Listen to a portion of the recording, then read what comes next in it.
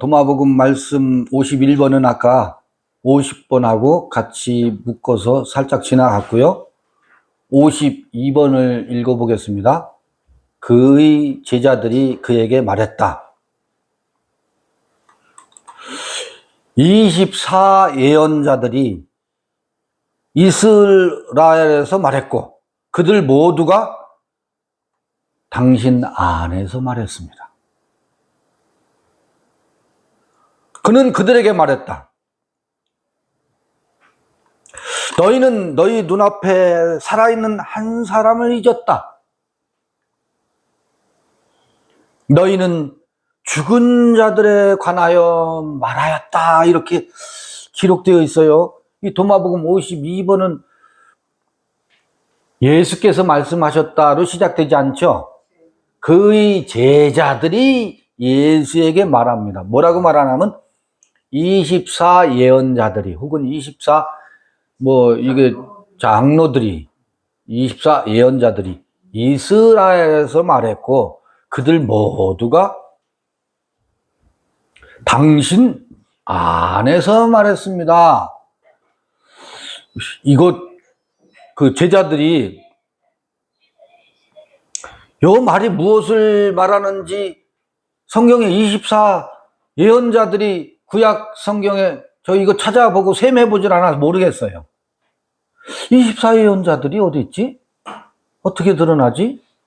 요한계시록엔 24 장로는 우리가 알고 있는데 그런데 그 제자들이 그에게 말했대요. 24 예언자들이 이스라엘에서 말했고 그들 모두가 당신 안에서 말했습니다. 이렇게 번역이지만 그러니까 그가 그들에게 뭐라고 말하고 있느냐면 요거를 뒤집기 하죠.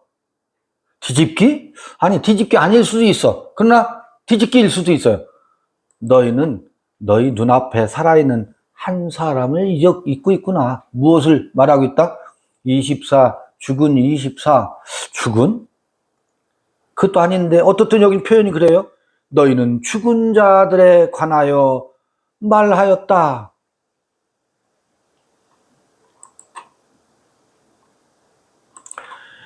그러니까 예수는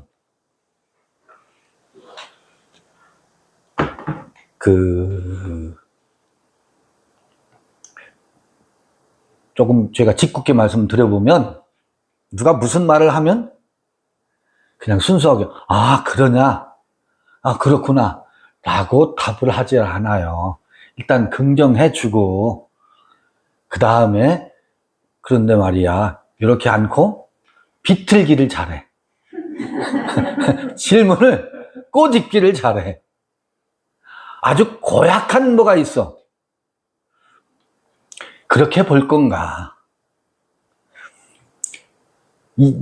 그 제자들과 대화를 하면 제자들은 늘 육체의 관점에서 말을 해요. 그것을 예수는 살짝 한 번 더 들어가서 심층해서 뒤집기를 해요. 근데 겉으로만 보면 그게 비틀기 하는 것 같고 순수하게 보지 않고 그거를 돌려가기 하는 것 같은 같이 읽을 수 있어요. 그거를 왜곡해서 보면 몰라 내가 예수 편들기를 하려고 이쁘게 보려고 해서 이렇게 말하는 것일지도 모르지. 아닌 것 같아요. 표층에서 제자들은 말한다고. 이거 오강남 선생께서 하신 표현이거든. 심층과 표층이란 말은 지금 모든 사람들이 경전을 껍데기 표층으로 읽고 표층에서 적용하려고 하고 그 종교를 이루고 있다. 종교의 주류를 이루고 있다. 사실은 깊은 심층에서의 이야기를 읽어야 되는데 그러지 못하고 있다. 이건 오강남 선생께서 하신 표현이거든. 여기도 24 예언자들이 이스라엘에서 말했고 그들 모두가 당신 안에서 말했습니다. 표층에서 말하고 있는 것으로 예수는 이걸 대받아치게 한다고요. 그럼 24 예언자들이라는 게 뭐예요? 우리가 그냥 왜 그러잖아요. 24는 어디서 나온 거냐면 야곱이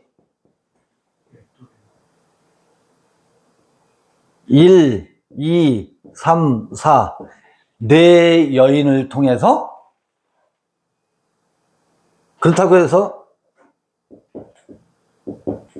요 규칙은 아닐 거예요. 네, 이거 따져보진 않았는데 네 여인을 통해서 세 자녀를 낳은 건 아니죠. 네.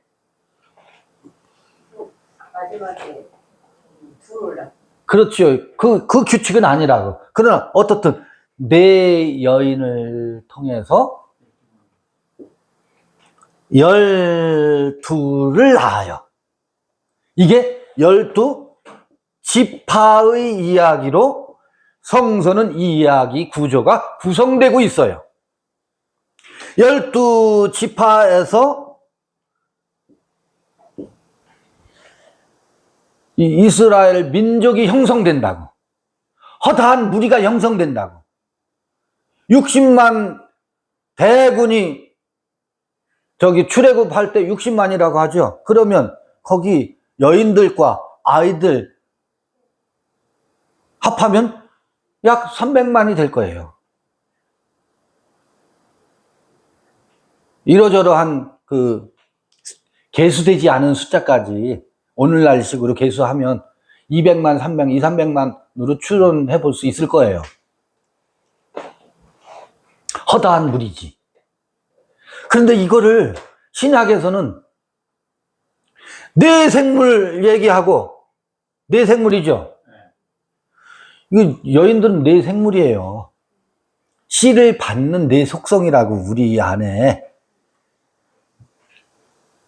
성리학에서는 사단이라고, 사단. 인의 예지. 네 속성이 우리한테 있다고. 자비의 마음이 있는가 하면 옳고 그름을 따지는 의를 나누는 것, 혹은 그것을 의지와 관련된 결심하고 행동하고 하는 의지력. 그 다음에 사람에 대한 갖춰야 될 예라는 게 있을 거 아니에요. 예의 마음. 예를 갖추려면은요, 어때요? 아까 우리 어젯밤에 얘기했나? 아까 얘기한 것 같은데, 지혜가 있어야 돼요. 때를 알아야 된다고. 때를 알아야 요때에 요 말을 해야 할지, 요때에 요 말을 해야 할지. 씨를 뿌릴 때와 수확할 때가 다른데, 수확할 때는 수확을 해야지. 요게 때를 아는 거거든요. 그 때를 알아야, 철이 들어야 예를 갖출 수 있다고. 사람에 대한 예를 갖출 수 있다고. 시도 때도 없이 요구를 하는 사람이 있어요. 저의 심기를 살피지 않고 내 고집과 내 방식만 내지르는 사람이 있어요. 예가 없는 사람들이라고. 그러죠? 예는 무엇을 낳아요? 예는 지를 낳는다고. 인의 예지. 그런 속성이 우리 마음에도 속성이 있는데 내 생물로 표현하기도 하고 내 여인으로 표현도 된다고. 무엇을 받는? 생명의 씨를 받는 내 속성이라고. 우리 안에 있는 내 생물의 속성이라고. 그것이 무엇을 낳아요? 12를 낳아요. 그런데 야곱의 족보에 의하면 야곱은 뭐예요? 메타포는 야곱에 이르러서는 야곱은 사랑이라고. 내가 에서는 미워하였고 야곱은 사랑했다 그러잖아요. 그러니까 야곱은 상징하는 것이 사랑이라고. 사랑은, 헤세드는, 자비는, 사랑의 열매는 무엇을 통해서? 내 생물과 내 여인을 통해서 열매를 맺어요. 12열매를 맺는다고. 이게 겉사람도 그래요. 겉사람도 12열매를 맺고 속사람도 12 범주로 12 메커니즘이, 아니 히브리인들의 문화와 사유 속에 그런 전통이 있다고. 그렇게 인간의 내면을 통찰하고 관찰하는, 그래서 이야기를 구성하는 성경의 이야기 구조 속에 이런 것이 반영이 되어 있다고. 거기서 겉과 속, 열둘과 열둘에서 무엇을 엿볼 수 있어요? 24의 속성을 엿볼 수가 있다고요. 이 숫자의 비유는 재미있어요. 수비학이라고 하거든. 수비학. 1, 2, 3, 4, 5, 6, 7, 8, 9, 10. 어느 민족이나 이 숫자로 공동체의 유지하는 지혜를 후손들에게 전하려고 하는 속성이 어느 민족에게나 있었어요. 우리는 삼신할매. 아까 요 앞에서 살펴본 법궤 안에도 세 가지의 형태의 귀물이 있었다고. 삼으로 설명하는 게, 생명의 속성을 설명하는데, 야, 묘하다. 근데 봐보세요. 유대 지역 말고 우리 지역에서는 사계절로 나누지요. 사계절은 석 달씩이에요. 사계절은 석 달을 시기고 4, 3, 12, 12달이에요. 해와 달의 변화 원리를 관찰하면, 우주의 운행 원리를 관찰하면 4 곱하기 3, 12 요걸 1로 본다고, 1년으로 본다고, 한 해로 보는 그 옛사람들의 숫자 풀이를 통해서 지혜가 나오잖아요. 그런데 보세요. 1년은 12달인데 그 12를 또 무엇으로 나누냐면 24절기로 나눈다고.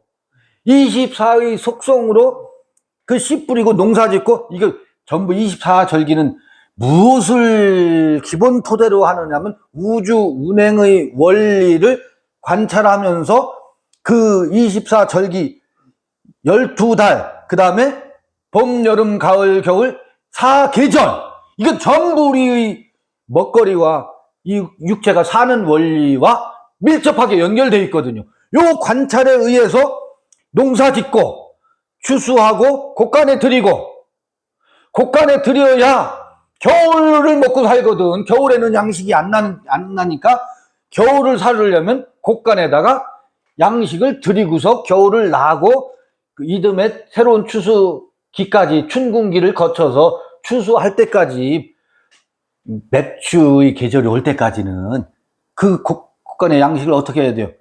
먹어야 생명활동이 지속되잖아요. 그런 원리에 의해서 숫자들이 어느 민족에게나 삶을 사는 지혜의 비유로 드러나게 되어 있거든. 근데 여기 24 예언자들이 이스라엘에서 말했다라고 제자들이 예수에게 말하는데, 예수는 이것을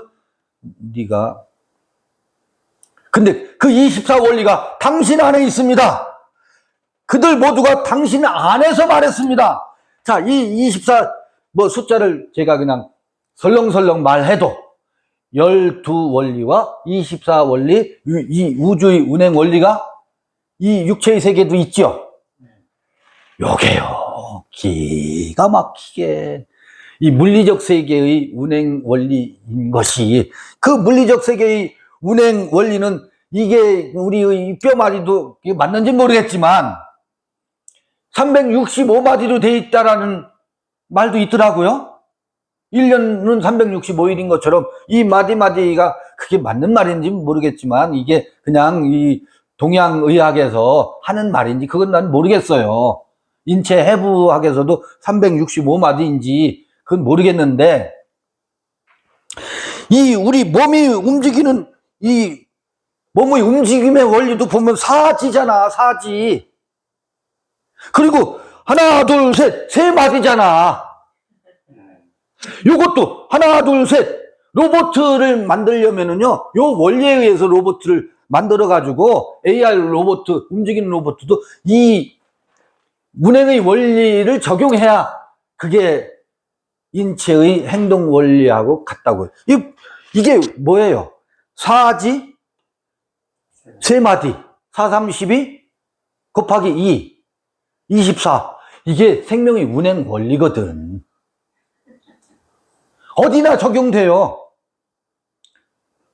1년은 12달, 12. 그걸 또 세분하면 24절기. 그런데 놀라운 것은 요거는 물리적 세계의 운행 규칙을 관찰에 의해서 발견한 것들이고, 그것을 그 동양에서는 주역에다가 이제 그 주역 풀이에, 그래서 인생의 운명을 그 이야기하는, 인생의 운명과 인생의 그 사람의 그 사주를 보고서 그것까지도 확장하는데, 그러다 보니까 우리 존재를 설명하는 우리 의식의 세계, 마음의 세계의 규칙도 이 규칙을 벗어나지 않는 거예요. 왜? 우리가 육체의 물리적인 세계를 보고 듣고 움직이는 행동 원리가 그러하니 그것이 어디에 투영되겠어요? 마음의 세계도 그게 투영된다고. 그러니까 마음의 세계도 뭐라는 거예요? 24원리, 12의 원리, 사계절의 원리, 이런 것들이 있겠어요, 없겠어요? 있지. 봄, 여름, 가을, 겨울, 내 여인이 있잖아요. 봄, 여름, 가을, 겨울이 내 생물의 원리와 내 여인의 원리와 봄, 여름, 가을, 겨울의 원리가, 겨울이와 봐보세요. 그 사람 마음이 동토가 돼 보세요. 가까이 갈 수 있어요, 없어요? 눈치 봐야지, 눈치 봐야지. 냉기가 흐르고 있으니까. 우리의 마음도 겨울이 있고 가을이 있고 봄이 있고 여름이 있어요. 내 사춘기 때 그 청소년기를 보면은요, 겨울이었었어. 지금 되돌아오면 그때는 내가 왜 땅만 보고 다녔는지, 내가 다시 그 청소년기로 돌아가면 내가 얼굴에 만면의 미소를 띄우면서 활기차게, 지금 생각해보면, 근데 그때는 겨울이었다고. 사람들은 보이스 비 앰비셔스 하면서 청춘은 아름다워라. 아름답다니요. 저는 겨울이었는데, 저는 겨울이었어요. 동토였었다고. 그 마음이 활짝 봄이 아니었었다고. 마음의 세계도 12과 24 원리로 설명할 수 있어요, 없어요? 14만 4천은 이 마음의 이 생동감과 활력이 완전히 만개에서 꽃피는 것의 메타포라고. 14만 4천은 저 신천지의 그 육체 사람 숫자를 얘기하는 게 아니라고.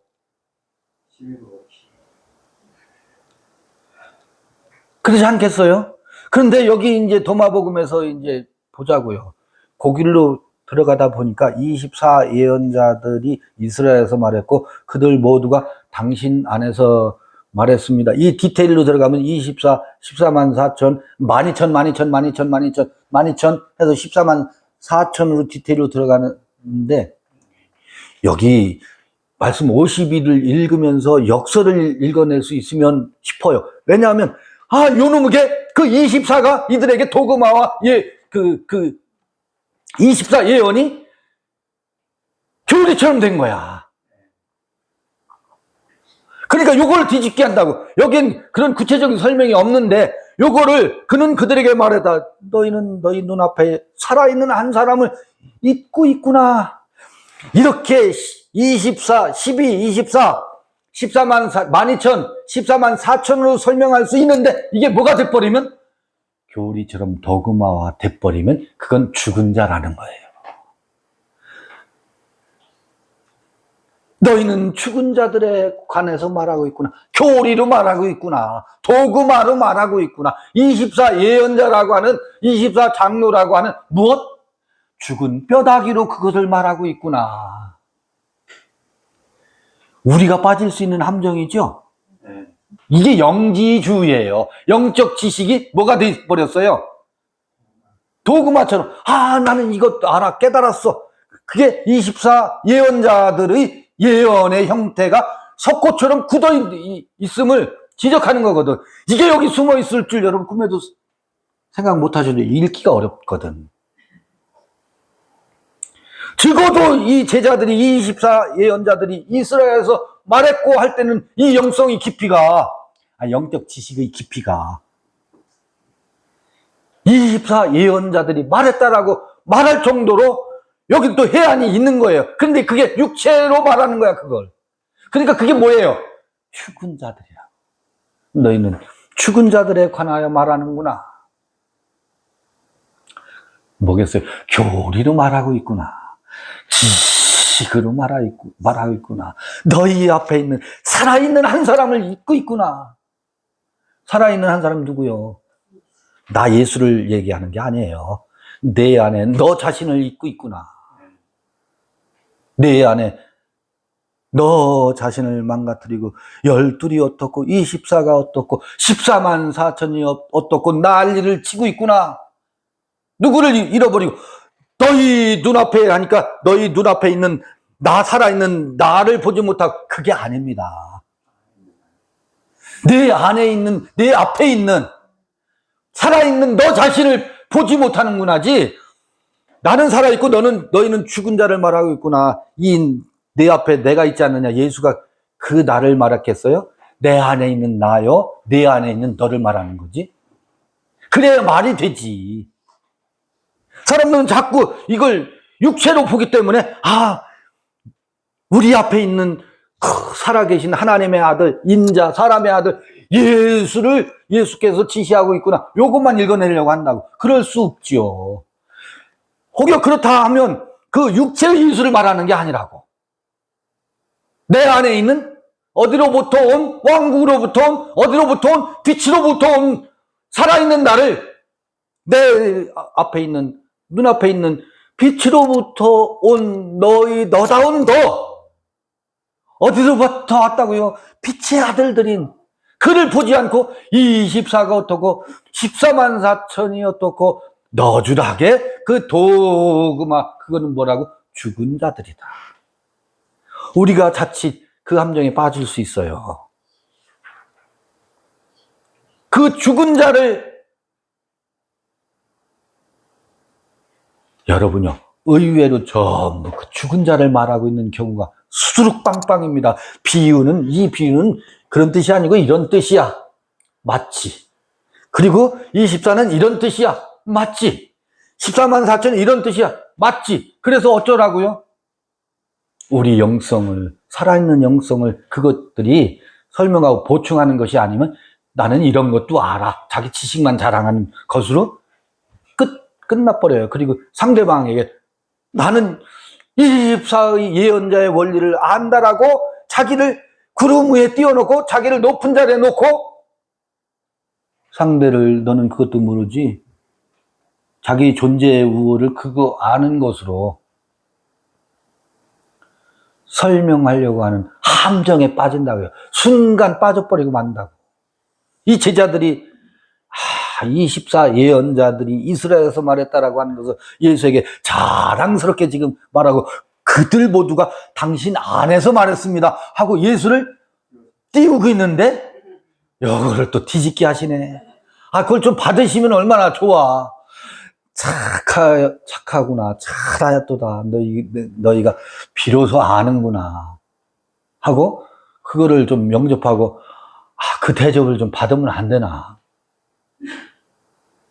접수하면 얼마나 좋아요. 그러면 제자들도 우쭐해지고, 나도 올라가고, 요거를 또 그냥 심술도 보통 심술이 아니야. 요거를 또 뒤집네. 왜요? 우리가 빠질 수 있는 함정이거든. 제자들이 빠질 수 있는 함정이거든.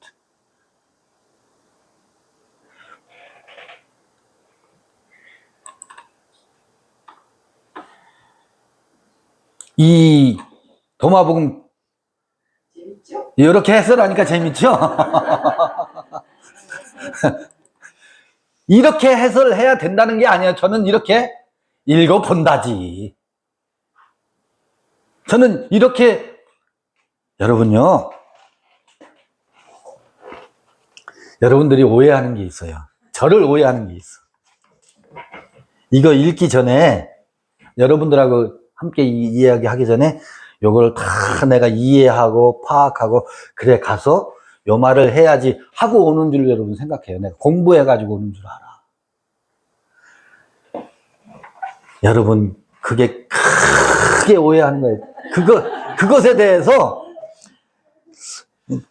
저에게 질문하는 사람들이 많아요. 아니에요. 이걸 말하면서 그 말이 나를 이끌고 가요.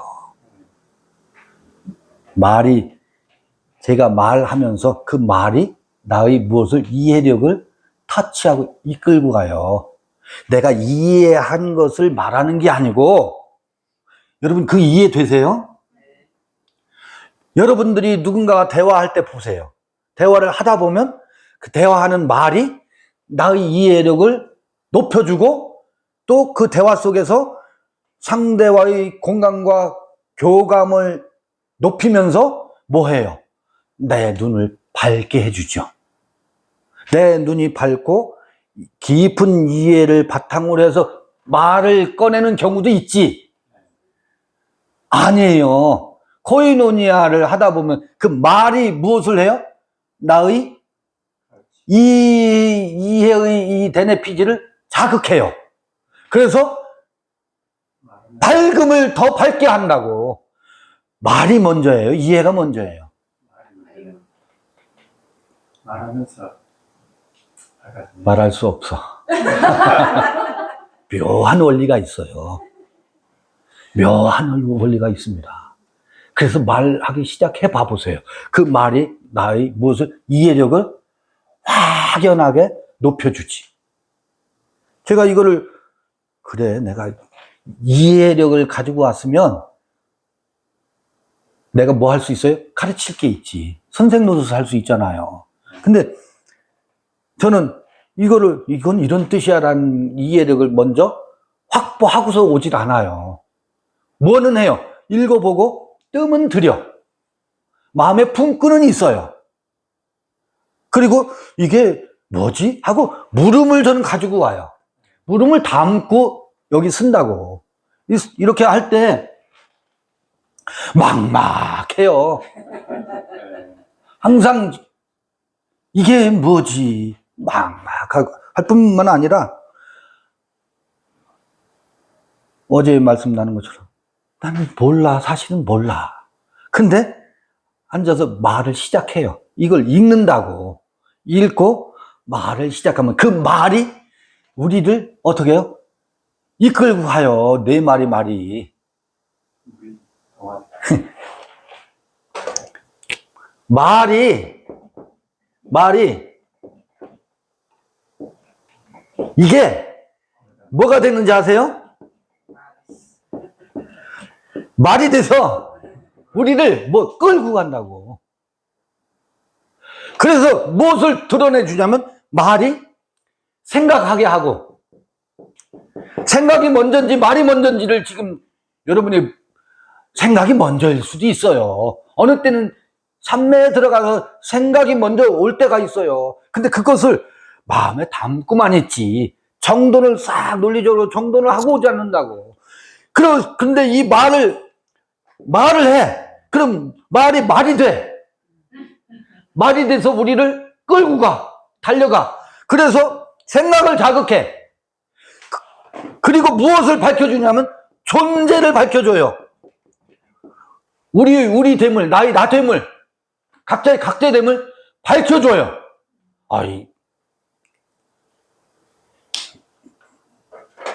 요게 철학에서 이론도 있어요. 말이 먼저냐, 생각이 먼저냐. 저한테 언제 그걸 다 공부해가지고 왔어요? 묻지 마세요. 묻지를 마세요. 그럼 제가 뭐라고 대답해야지? 대답이 그냥 웃지요. 웃고 말지요. 왜? 이렇기 때문에. 이렇게 읽어가고 있는 거예요, 제가. 말씀 52까지. 그래서 50번하고 51번을 두 꼭지를 한꺼번에 읽는 바람에 도마복음 네 꼭지를 읽은 셈이에요. 49, 50, 51, 52까지 우리 예상했던 진도는 나갔습니다. 이걸로 도마복음 말씀 52 읽기를 마치겠습니다. 수고하셨습니다. 제 개인적인 그런 간증이라고 해야 할지 그것도 겸해서 말씀드린 셈이에요.